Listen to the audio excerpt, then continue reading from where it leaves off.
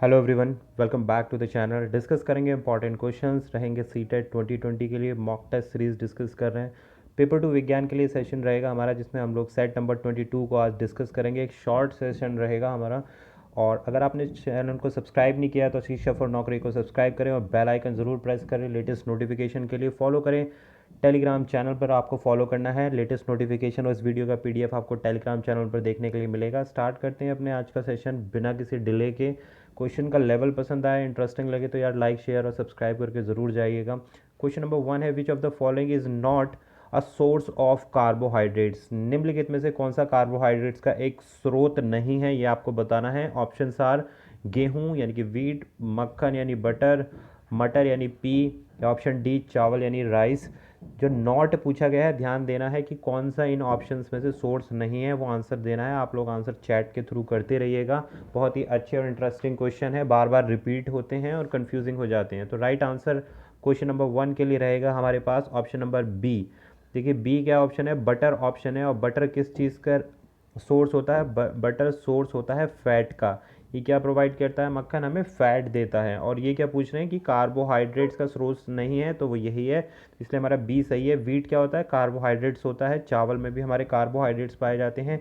और जो मटर होती हैं उसमें भी हमारे कार्बोहाइड्रेट्स पाए जाते हैं। बहुत सारे ऐसे फ्रूट्स होते हैं जिनमें भी कार्बोहाइड्रेट्स होता है, जैसे बनाना हो गया, मैंगो हो गया, और जो मेलन होते हैं। ये सारे ऐसे फ्रूट्स हैं जिनमें कार्बोहाइड्रेट्स पाए जाते हैं। वीट, राइस और पीज़ में, यानी कि इन सभी में भी कार्बोहाइड्रेट पाए जाते हैं। जिसमें नहीं पाया जाता है वो है हमारे पास बटर, जिसमें फैट होता है। ऑप्शन नंबर बी करेक्ट है क्वेश्चन नंबर 1 के लिए। अगली तरफ बढ़ते हैं। क्वेश्चन 2 आ गया है हमारे पास, which of the following vitamin is essential for the clotting of blood. निम्नलिखित में से कौन सा विटामिन रक्त के थक्के के लिए आवश्यक है? बहुत इंटरेस्टिंग क्वेश्चन है। आई होप आप सभी को पता होगा, डिस्कस हम कर चुके हैं थ्योरी सेशन को इस चीज़ के। Option A, vitamin C, vitamin D या फिर विटामिन के, कौन सा से विटामिन है जो ब्लड के लिए क्लॉटिंग का कार्य करता है? तो राइट आंसर है भाई, जो लोग भी ऑप्शन नंबर डी दे रहे हैं, यानी कि विटामिन के अगर आंसर कर रहे हैं आप, तो वो बिल्कुल सही है। विटामिन के क्वेश्चन नंबर 2 के लिए। के क्या है? बट जो हमारे पास क्लॉट बनने, जो ब्लड होता है उसको क्लॉट बनाने में सहायता करता है। अगर इसकी डिफिशियंसी हो जाए तो ब्लड में क्लॉटिंग नहीं होगी और एक्सेस ऑफ ब्लीडिंग जो है वो होने लगेगी अगर आपके पास विटामिन के की शरीर में मौजूदगी कम हो जाएगी। तो ऑप्शन डी बिल्कुल करेक्ट है। आगे बढ़ते हैं भाई क्वेश्चन नंबर 3 के लिए, which of the following is not a root. निम्नलिखित में से कौन सा जड़ नहीं है, एक बताना है। Option A radish, B carrot, C सलजम, या डी आलू यानी कि पोटैटो। बताइए भाई कौन सा इनमें से एक रूट नहीं है, बस आपको ये बताना है।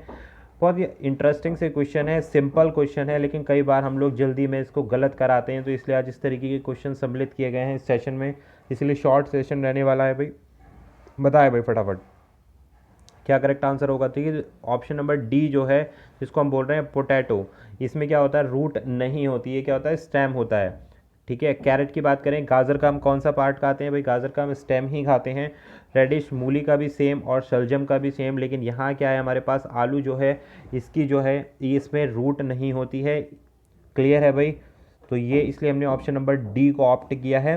तो मॉडिफाइड कहलाते हैं ये। Various part of plants are modified and use as a food.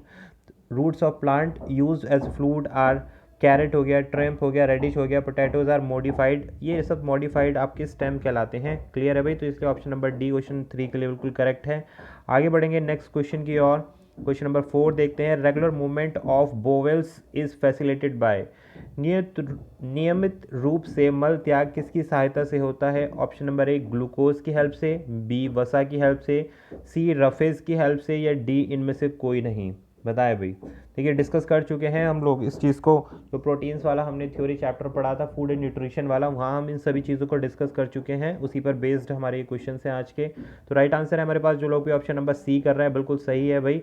आप लोगों को अगर सी आंसर दिया है, रफेज यानी कि स्थूल खाद्य, ये क्या होता है? खाने को डाइजेशन करने में कार्य करता है। जो भी आप फूड खाते हैं उसके बाद अगर रफेज आइटम खाते हैं, जैसे फ्रूट्स हो गया, एप्पल हो गया, तो ये क्या रफेज हैं? ये भोजन को फैसिलिटेट करते हैं और जितना भी हमारा मल त्याग होता है वो सुचारू रूप से होता है अगर हम रफेज अपने भोजन में फूड में ऐड करते हैं। तो इसलिए ऑप्शन नंबर सी बिल्कुल करेक्ट है। आगे बढ़ते हैं भाई क्वेश्चन नंबर 5 के लिए। Which of the following nutrients are present in milk. दूध में निम्नलिखित में कौन से पोषक तत्व होते हैं ये आपको बताना है। कॉम्बिनेशंस दिया गया, ऑप्शन ए बोलता है protein vitamin C vitamin A होता है, बी बोलता है कार्बोहाइड्रेट विटामिन सी या आयरन होता है, सी बोलता है प्रोटीन आयरन या विटामिन डी होता है, या डी बोलता है प्रोटीन कैल्शियम या विटामिन डी होता है। बताया भाई कौन सी कॉम्बिनेशंस में प्रोटीन कैल्शियम और विटामिन पाए जाते हैं मिल्क में। फटाफट से करेक्ट आंसर कर दीजिए। तो देखिए जो राइट आंसर है वो है हमारे पास ऑप्शन नंबर डी। जो लोग भी डी आंसर कर रहे हैं बिल्कुल करेक्ट है। Protein calcium and vitamin D दूध में हमारा पाया जाता है। कैल्शियम तो आप सभी को पता होगा कि कैल्शियम पाया जाता है। तो देखिए कैल्शियम वाला ऑप्शन हमारा ऑप्शन नंबर डी आ रहा है, तो इसलिए हमने फटाक से, अगर किसी को और कुछ भी नहीं पता है तो दूध में कैल्शियम तो पता ही है, साथ में प्रोटीन्स भी पाए जाते हैं और विटामिन डी की भी मौजूदगी होती है दूध के अंदर। तो D is the correct answer. आगे बढ़ेंगे भाई क्वेश्चन नंबर 6 के लिए। आयोडीन डिफिशियंसी कॉजेज, आयोडीन की कमी के कारण होता है, सभी को पता है भाई क्या होता है। ऑप्शन नंबर ए बुखार जिसको फीवर बोलते हैं, बी कॉलरा हैज़ा, या फिर सी गॉइटर, या डी मारसमस। बताया भाई बेटा आयोडीन की डिफिशियंसी से क्या, आयोडीन की कमी से क्या चीज़ होती है। तो राइट आंसर है हमारे पास सी। जिन्होंने भी सी आंसर दिया है, सी आंसर मैक्सिमम लोगों का आएगा ही इस क्वेश्चन के लिए, बहुत ही कॉमन क्वेश्चन है। लेकिन यहाँ से गोइट इसलिए मैंने डाला है क्योंकि जो आयोडीन होता है वो किस चीज़ के लिए एसेंशियल होता है, ये होता है थायरामाइन। इस चीज़ को आप समझ लीजिए, इसीलिए क्वेश्चन को डाला गया है। थायरामाइन जो होता है उसके लिए एसेंशियल होता है, और ये क्या है, एक हार्मोन्स है जो किस चीज़ के थ्रू प्रोड्यूस किया जाता है, थायराइड ग्लैंड के थ्रू। थायराइड ग्लैंड्स के थ्रू जो है थायरीन प्रोड्यूस किया जाता है, और इसी के लिए आयोडीन हमारा इसेंशियल होता है। और आयोडीन की कमी से क्या होता है, जो हमारे थ्रॉट होता है, थायराइड होता है, थायराइड ग्लैंड्स जो होता है वो बढ़ना शुरू होता है, उसका साइज़ जो है एनलार्ज हो जाता है थायराइड ग्लैंड्स का, सॉरी। तो ऑप्शन नंबर सी बिल्कुल करेक्ट है क्वेश्चन नंबर 6 के लिए। आगे बढ़ेंगे भी क्वेश्चन नंबर 7 के लिए। इंटरेस्टिंग है, bunchy top disease is of. Bunchy top एक बीमारी है, क्या बीमारी है बंची टॉप, ये बताना है आपको। ऑप्शन नंबर ए आम की एक बीमारी है, बी लीची की एक बीमारी है, सी बनाना की एक बीमारी है, डी एप्पल की एक बीमारी है। किस चीज़ में ये बीमारी पाई जाती है ये आपको बताना है, बंची टॉप डिजीज़। तो राइट आंसर है हमारे पास ऑप्शन नंबर सी। ये बंची टॉप जो डिजीज़ होती है बनाना में पाई जाती है। बी फॉर आप इसको याद कर सकते हैं, बी फॉर बनाना और बी फॉर बंची टॉप।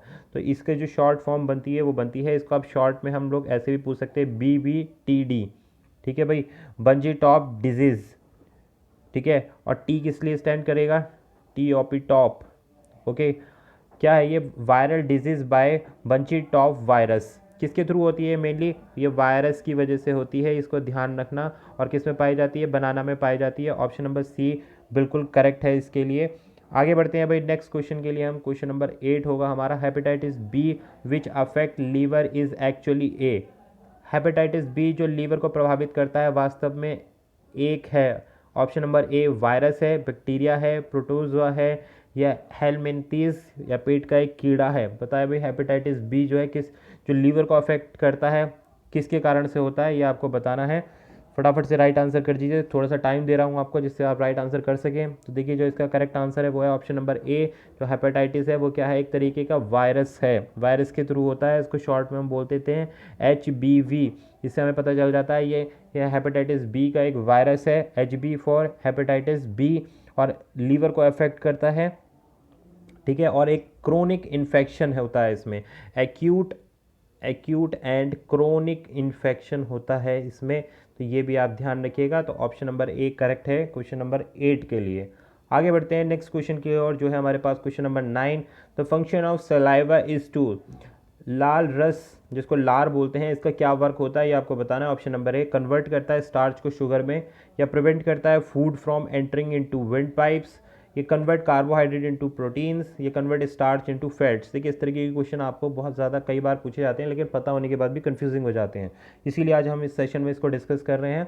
तो क्या फंक्शन है सलाइवा का ये आप हमें बताइए। करेक्ट आंसर है, सलाइवा क्या करता है भाई, स्टार्च को शुगर में कन्वर्ट करने का काम करता है।